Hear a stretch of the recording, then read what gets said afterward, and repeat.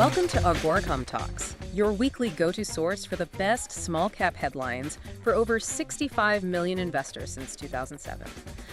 Today, we are taking a deep dive into some serious breaking catalysts. We're talking next-gen EV batteries, clinical AI, 3D printed titanium, and we are moving fast. Right. Our mission today is rapidly analyzing 5 small-cap headlines and, really digging into the hard data you need for your investment research. Exactly. We want to see companies moving aggressively out of the R&D lab and into commercial reality. So let's start with next-gen power infrastructure, HPQ Silicon, trading as HPQ. Yeah, they just hit a major milestone. They really did. A massive 6,696 milliamp hour capacity in their Generation 4, twice as 1700 format silicon anode batteries. And CEO Bernard Turian said this confirms, and I'm quoting here, "We have an industrially viable high-performance solution advancing within our commercialization pathway." Which is huge because historically silicon absorbs way more lithium ions than graphite, but it swells up and degrades. HPQ seems to have actually cracked the code on that mechanism. Right, and it's like magically upgrading your car's gas tank without actually making the tank any bigger, right? But I have to ask, is this just lab hype or is it actually commercially viable? It is viable because they adapted it to the 2020-1500 cylindrical cell, which is, well, it's already the global standard for EVs. They are delivering a 45% capacity improvement over graphite.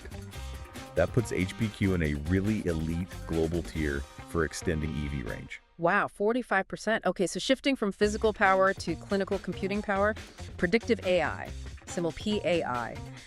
They are applying a similar kind of localized efficiency to healthcare. They are. They just filed a patent for a clinical AI reasoning platform. Yeah. But the key here is they are using cost-efficient small language models. Because general-purpose AI is just a data privacy nightmare for hospitals, right? Exactly. Yeah. Sending patient data to an external cloud is a massive compliance risk.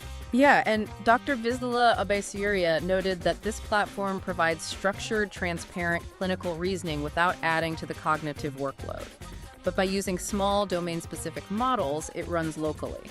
The data never leaves the hospital. Which is a massive commercial edge. In highly regulated healthcare, privacy-focused AI beats out general models every time. Okay, so from digital solutions back to raw materials. PyroGenesis, symbol PYR. They announced an Asian electronics contract for their next-gen Ti-64 titanium powder.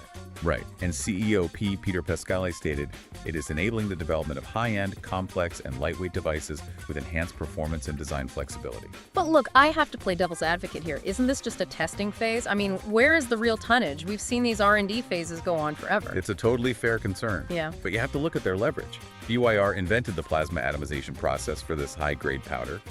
Validating these samples directly clears the path for a multi-ton annual distribution deal. And this is a market projected to hit $1.4 billion by 2032. Oh, wow. Okay, so the test is just the gatekeeper. Let's look at another one accelerating its timeline. ES Goldcore, symbol ESAU. Their Quebec Montauban project is advancing fast. Yeah, 70 square kilometer survey active, and drill permits are submitted for May 2026. And the big thing, they already secured the mill equipment. CEO Gordon Robb said, "We are moving toward production while, in parallel, expanding our understanding of what we believe could be a much larger system." Securing that equipment is everything.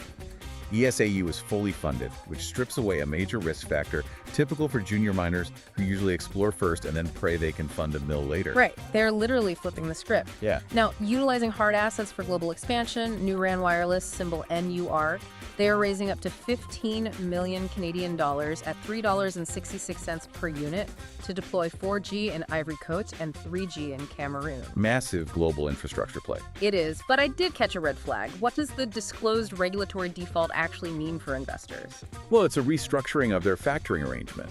So yes, it's a real compliance risk you have to monitor.